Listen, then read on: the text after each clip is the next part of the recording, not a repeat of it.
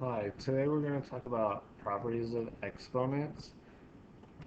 By the end of this video, you guys will be able to use properties of exponents to simplify exponents, especially rational exponents. So we're going to talk about what rational exponents mean in just a moment. So a rational number is a number that can be written as p over q, where p and q are integers, and q is not equal to 0. So p and q are integers. This sounds a lot more difficult than it really is. Integers are numbers like 0, 1, 2, negative 1, 2. You can count them, they're negative. And then so they might be 3 over negative 2 or something like that, because those are both integers written as a fraction. So it's basically just a fraction. Now, you can't have q be 0 because you cannot divide by 0. So that's an example of not a rational number, but you can have negative 100 over 5, you can have 6 over 2, anything like that. An exponent represents repeated multiplication and is usually represented using a superscript. So, for example, 2 times 2 times 2 times 2 times 2, that's 2 multiplied 5 times. Repeated multiplication 5 times. We don't usually write it like that. We write 2 with an exponent of 5. This 5 is a superscript because it's above there. Script is handwriting or writing, and super describes where you write it. So a rational exponent is basically like a fraction exponent. So maybe 2 to the power of 3 over 5. But also, if you think about it, 5 to the power of, we'll say 6 is, that's 6 is a rational exponent too, because 6 can be 6 over 1. Okay, so some of these properties that we're going to talk about, you may already know, but you probably haven't worked with them as fractions. So when bases are multiplied, this is property 1, product of powers. Product means multiply, so when bases are multiplied, the powers are added. So this is a squared times a to the 5th. So that is a to the power of 2 plus 5, or a to the power of 7. Okay, so for this one, we have two different bases, b and c. We're not going to add the exponent of the c because it has a different base. So we're going to do b to the power of 1/3 plus 5/3 times c to the power of 2/5. Now when you add fractions, remember you add the numerators or the top and leave the denominator alone. So you get b, 5 plus 1 is 6, over, leave the denominator alone, 3, times c to the power of 2/5. These are different bases, so you can't really do anything to them. But 6 over 3 simplifies to 2, so b to the power of 2 times c to the power of 2/5. Alright, quotient of powers. When bases are divided, like these are, a over a, powers are subtracted. So this would be a to the power of 2/5 minus 1/5. Subtract the numerators, that's 1 over, leave the denominator alone, that's 5. Power of a power. And this is when you have a power that's risen to another power. So, for example, well, you would multiply the powers in this situation. For example, a to the power of 2/5 to the power of 3/2. So we do a to the power of 2/5 times 3, halves. Now when you multiply fractions, you multiply straight across. So when you multiply fractions, multiply straight across. So you might want to write that, multiply fractions, or to multiply fractions, multiply straight across.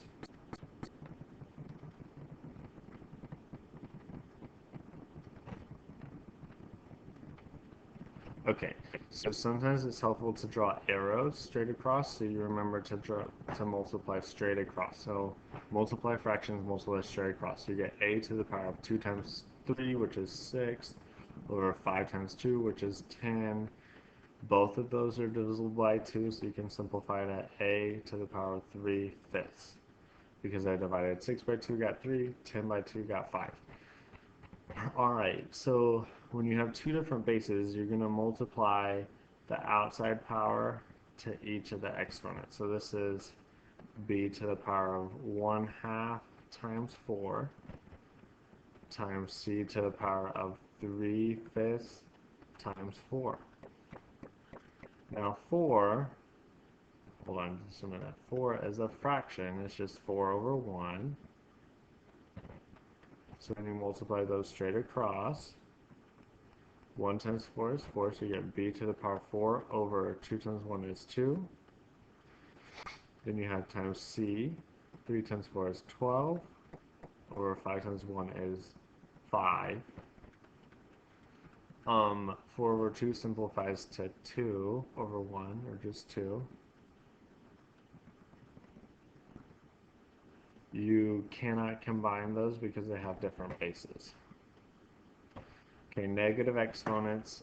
This is kind of confusing for some people, but it's easier than it sounds.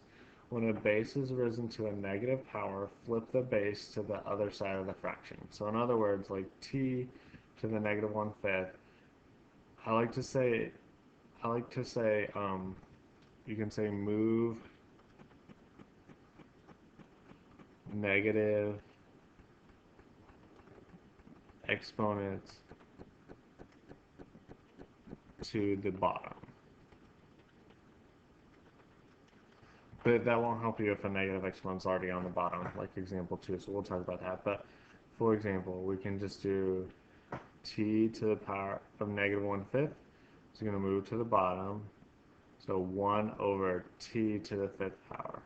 This is kind of the most challenging one for students to get, so if you don't get it, ask me questions tomorrow, that's fine. See how this is a negative 1/2 here? So you're going to move that one to the top.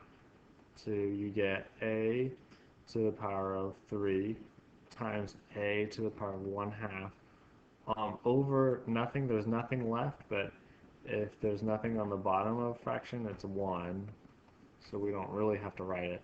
So remember, now we have a cubed times a to the power of 1/2. So we're multiplying bases, we can add the power. So this is a 3 plus 1 over 2. Now 3 is really 3 over 1. I'm going to change colors for that. 3 over 1. And now when you add fractions, you need the denominators to be the same. So I'm going to multiply this 1 by 2 to get 2. But if I multiply the bottom by 2, I have to multiply the top by 2. So I get equals a to the power of 6 over 2 plus 1 over 2, which equals a to the power of 7 over 2.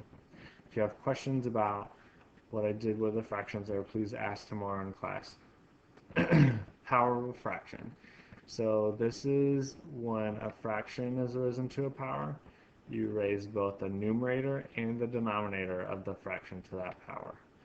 Okay, so what this means is we have both of these have an exponent risen to another exponent. So this is like a to the power of 2/3 to the power of 5/2 over b to the power of 3/7 risen to the power of 5/2. See how that outside exponent went to both the top and the bottom of that fraction. Remembering from the power of a power, which I think was property 2 or 3, you multiply the powers. So this is 2/3 times 5 over 2 over b to the power of 3/7 times 5 over 2. Multiply fractions straight across. So a to the power of 10 over 6 over b to the power of 15 over 14. 10 over 6 simplifies to 5 over 3 because they're both divisible by 2. 10 divided by 2 is 5.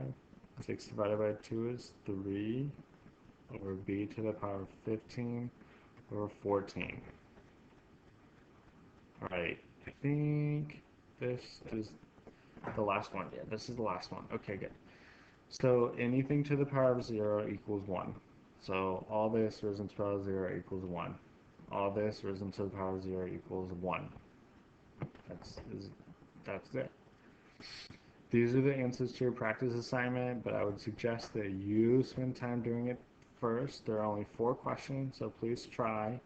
That way you know if you can do it or not, and if you're unable to get these answers, you need to ask for help. Here are some websites with some of them have video, some of them just have information. They're all pretty good, so you guys can see any of that if you want. The PowerPoint is saved as well, so you can just click on the links, I think. Okay, thanks. Bye.